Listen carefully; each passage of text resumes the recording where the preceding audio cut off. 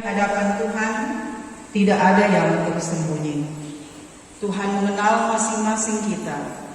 Tuhan tahu segala sesuatu yang kita lakukan dalam hidup dan kerja setiap saat. Karena itu, marilah kita merendahkan diri di hadapan Tuhan dan mengaku dosa kita kepadanya.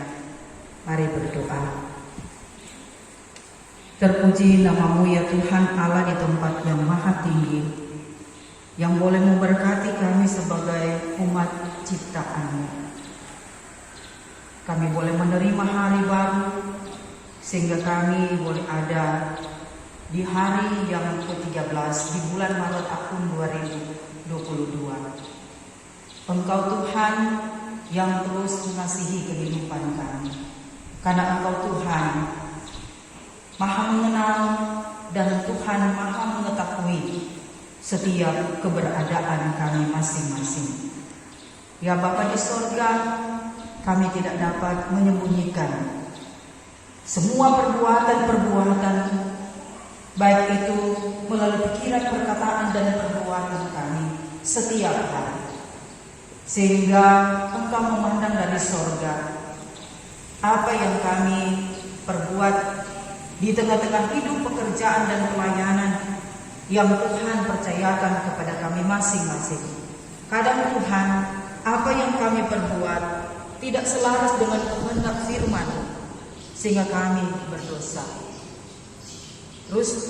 Selalu terus berbuat apa yang tidak Engkau kehendaki. Padahal Tuhan sudah mengorbankan dirinya, dihina, dicerca, diolok, bahkan disiksa sampai mati di kayu salib untuk mengalahkan kuasa dosa dan maut, sehingga kami beroleh keselamatan dari Tuhan. Tetapi dalam realita kehidupan kami setiap hari, justru kami selalu menyalibkan Engkau kesekian kalinya lewat tindakan dan perbuatan kami yang tidak Tuhan kehendaki. Oleh karena itu ya Tuhan Allah, melalui karya pengampunan yang sudah Tuhan kerjakan lewat pengorbanan-Mu di kayu salib, mengingatkan kepada kami agar supaya kami hidup di dalam pertobatan, kami hidup di dalam pembaharuan, supaya hukum atau belenggu yang menekan kehidupan kami akan senantiasa terlepas, sehingga kami senantiasa selalu menerima berkat kasih anugerah damai sejahtera dari Tuhan. Ya Allah ya Tuhan kami, ini kami yang datang mengaku di hadapan hadirat-Mu Bapa. Dengarkanlah setiap doa pengakuan dosa kami ini, sehingga kami berlayak menerima karya keselamatan dari Tuhan. Dalam nama Yesus kami berdoa. Amin. Yesus Kristus, kami memberitakan pengampunan dosa kepada tiap-tiap orang yang sambil melihat kepada salib Kristus mengaku dosanya di hadapan Allah. Yesaya 53 ayat 4-5 berkata, tetapi sesungguhnya penyakit kitalah yang ditanggungnya dan kesengsaraan kita yang dipikulnya.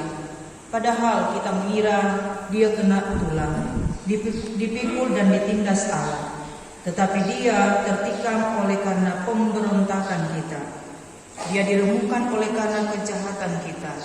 Ganjaran yang mendatangkan keselamatan bagi kita ditimpakan kepadanya, dan oleh bilur-bilurnya kita menjadi sembuh. Ajakan untuk mengikuti Yesus Kristus di jalan sengsara, kita akan membaca dari Injil Markus 9 ayat 30 sampai ayatnya yang ke-37. Injil Markus 9 ayat 30 hingga ayatnya yang ke-37. Ada dua perikop dari bagian firman Tuhan ini, pemberitahuan kedua tentang penderitaan Yesus dan siapa yang terbesar di antara para murid. Yesus dan murid-muridnya berangkat dari situ dan melewati Galilea. Dan Yesus tidak mau hal itu diketahui orang, sebab ia sedang mengajar murid-muridnya. Ia berkata kepada mereka, Anak manusia akan diserahkan ke dalam tangan manusia, dan mereka akan membunuh dia, dan 3 hari sesudah ia dibunuh, ia akan bangkit.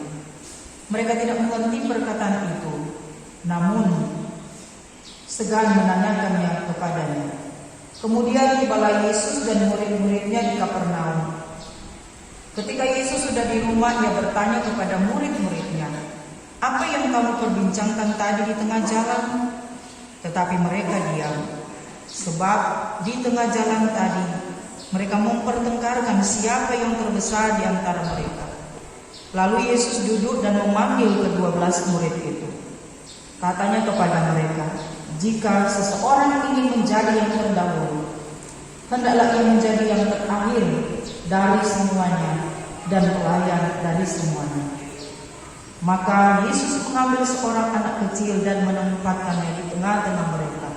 Kemudian ia memeluk anak itu dan berkata kepada mereka, "Barang siapa menyambut seorang anak seperti ini dalam namaku, ia menyambut aku.